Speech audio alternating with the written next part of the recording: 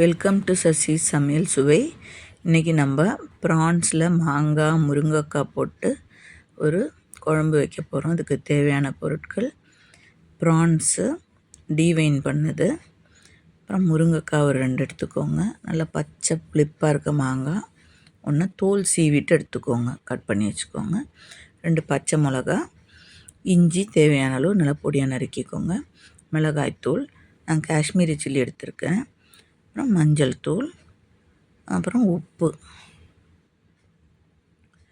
இதெல்லாம் போட்டுக்கோங்க. உப்பு ஓகேங்களா. கல்லுப்பு எடுத்திருக்கேன். அப்புறம் அரைக்கிறதுக்கு ஒரு அரை மூடி தேங்காய், கொஞ்சம் ஜீரகம், தாளிக்கிறதுக்கு தேங்காய் எண்ணெய்.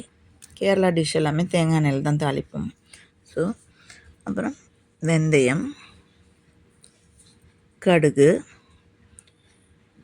காஞ்ச மிளகா 2 காஞ்ச மிளகா எடுத்துக்கோங்க, அப்புறம் கறிவேப்பிலை குழம்புல போடுறதுக்கு, அது தாளிக்கிறதுக்குள்ள குழம்புல போடுறதுக்கு. இப்போது ஒரு சட்டியில் ப்ரான்ஸை போட்டுக்கோங்க. எப்போவுமே மீன் குழம்புலாம் சட்டியில் வைக்கிறது நல்லது, ரொம்ப டேஸ்டியாக இருக்கும். அது கூட இஞ்சி பச்சை மிளகா போட்டுக்கோங்க. போட்டுட்டு இந்த முருங்கைக்காய் போட்டுக்கோங்க. முருங்கைக்காய் ஃபஸ்ட்டு போட்டு வேக வச்சுக்கலாம். ஆனால் முருங்கைக்காவுக்கு கொஞ்சம் வேவு கூடுதல், மாங்காய் சீக்கிரம் வெந்துடும். ஸோ மாங்காவை அப்புறம் போட்டுக்கலாம். அது கூட மிளகாய்த்தூள், மஞ்சத்தூள் போட்டுக்கோங்க. போட்டு தேவையான அளவு தண்ணி ஊற்றிக்கோங்க. தண்ணி ஊற்றிட்டு அது வேகிறதுக்குள்ள அளவு அந்த முருங்கைக்காய் கொஞ்சம் முழுகிற மாதிரி வச்சுக்கோங்க. தேவையான அளவு உப்பு போட்டுக்கோங்க. எப்போவுமே கல்லுப்பு யூஸ் பண்ணுறது நல்லது, பொடி உப்பு விடையும்.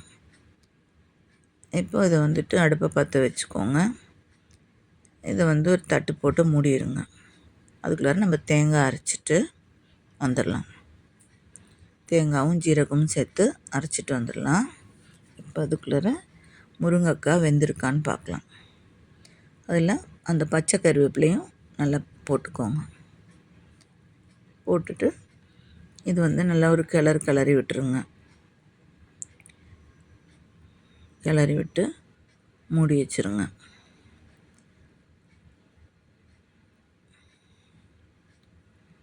மூடி வைக்கும்போது கொதிச்சிரும், அப்படியே வெளியிலலாம் வர ஆரம்பிக்கும். அதனால் கொஞ்ச நேரம் ஆனால் அந்த சூடானதுக்கப்புறம் எடுத்துருங்க. இப்போ முருங்கைக்காய் வெந்திருக்கான்னு அமுத்தி பார்த்தீங்கன்னா தெரிஞ்சிடும். அதுக்கப்புறமா இந்த பச்சை மாங்காவையும் அதில் போட்டு நல்லா கிளறி விட்டுட்டு வேக வச்சுக்கலாம்.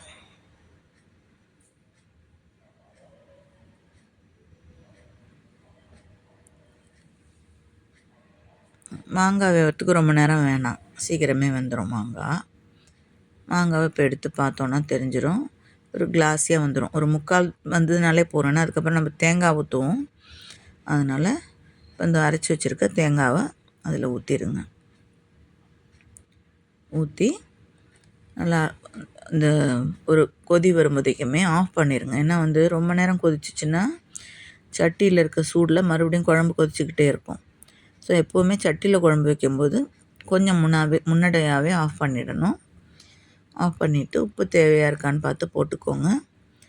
ஆஃப் பண்ணிவிட்டு பாருங்கள், ஓரம்லாம் அப்படியே நுரைச்சி வர ஆரம்பிக்குது. அப்போயே ஆஃப் பண்ணிடணும். ரொம்ப பண்ணோன்னா அப்படியே கொதிச்சு நல்லா இருக்காது அப்புறம் குழம்பு. அப்புறம் பச்சை கருவேப்பிலை போட்டுக்கோங்க. மறுபடியும் ஒரு போட்டுட்டு இதை ஆஃப் பண்ணிவிடுங்க. பண்ணிவிட்டு நம்ம இனிமேல் இப்போ தாளிக்கிறது எப்படின்னு பார்க்கலாம். இது ரொம்ப ஈஸி சொல்லப்போனால். இது கூட பலாக்கொட்டை போட்டுக்கிட்டிங்கன்னு வச்சுக்கோங்க, இந்த மாங்காவோடையும் முருங்கைக்காவோடையும் ரொம்ப டேஸ்டியாக இருக்கும். பலாக்கொட்டை நான் கிடைக்கல இன்றைக்கி, இல்லாட்டி அது கூட போட்டு உங்களுக்கு காமிச்சிருப்பேன். இப்போ நம்ம எப்போ ஆஸ் யூஷுவல் தேங்காய் எண்ணெயில் தான் கேரளா டிஷ்ஷு தாளிக்கிறோம். இப்போ இந்த மாதிரி இந்த தாளிக்கிற கரண்டி கொஞ்சம் சுட பண்ணிக்கோங்க. முதல்ல சுட பண்ணிவிட்டு அதுக்கப்புறமா நம்ம தாளிக்கலாம். இப்போ தேங்காய் எண்ணெயை ஊற்றிக்கோங்க. இது மாதிரி அடுப்பை ஃபுல்லாக வச்சோன்னு வச்சுக்கோங்க, நல்லா தூக்கி பிடிக்கணும். இல்லாட்டி என்ன ஆகும்னா இந்த எதாவது போடும்போதுக்கு அப்படியே சைடெல்லாம் நெருப்பு பற்றிக்கிட்டு அப்படியே புகைய ஆரம்பிச்சிடும். அதனால் ரொம்ப கேர்ஃபுல்லாக தாளிக்கணும். இப்போ அதில் வெந்தயம் போட்டுக்கோங்க. போட்டு வெந்தயம் போட்டு நல்லா இப்போ பாருங்கள், குழம்பு அந்த சைடில் அந்த சூடில் கொதித்து வந்ததுனால தான் நான் ஒரு கிளறி விட்டேன். இப்போ கரெக்டாக வந்துருச்சு குழம்பு. இப்போது நல்லா வெந்தயம் பொரியறதுக்கு வெயிட் பண்ணுங்கள். எப்போவுமே வெந்தயம் பொரியும் போது காஞ்ச மிளகா 2 போடணும். நான் எப்போவுமே சொல்கிற மாதிரி காஞ்ச மிளகா எப்போ தாளிக்க 2 போடணும். இப்போ இதெல்லாம் பார்த்துட்டு, இதை சமைச்சு பார்த்துட்டு எனக்கு சப்ஸ்கிரைப் பண்ணணும். பண்ணாதவங்க லைக் பண்ணுங்கள், கமெண்ட் பண்ணுங்கள், ஷேர் பண்ணுங்கள். உங்களுடைய ஏதாவது உங்களுக்கு தேவையானதுன்னா சொல்லுங்கள். வேறு எதுவும் பண்ணணுன்னா நான் வந்து கமெண்ட்டில் போடுங்க, நான் பண்ணுறேன். இது கடுகு போட்டு அதையும் வந்து பொரிய விட்டுருங்க. கடுகு வந்து டக்குன்னு பொரிஞ்சிடும். பாருங்கள், அடுப்பு பற்ற வைக்கும்போது நம்ம கொஞ்சம் தூக்கி எடுத்துக்கணும், இல்லாட்டி அப்படியே நெருப்பு பற்றிடும் டக்குன்னு எண்ணெயில். அதனால் கடுகு பொரிஞ்சதும் அதில் வந்து காஞ்ச மிளகாவை பிச்சுட்டு அதையும் போட்டுக்கோங்க. போட்டு அது நல்லா செவந்து வந்ததும் அடுப்பு ஆஃப் பண்ணிவிட்டு அதை தாளித்து கொட்டிடுறோம். அவ்வளோதான். ஸோ நம்மளுடைய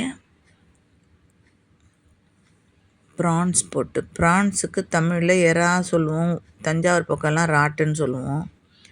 அது ப்ரான்ஸ் போட்டு வச்ச குழம்பு ரெடி. இது வந்துட்டு சாதத்து கூட ரொம்ப டேஸ்டியாக இருக்கும். சாப்பிட்டு பார்த்துட்டு எனக்கு அபிப்பிராயங்களை சொல்லுங்கள். தேங்க்யூ.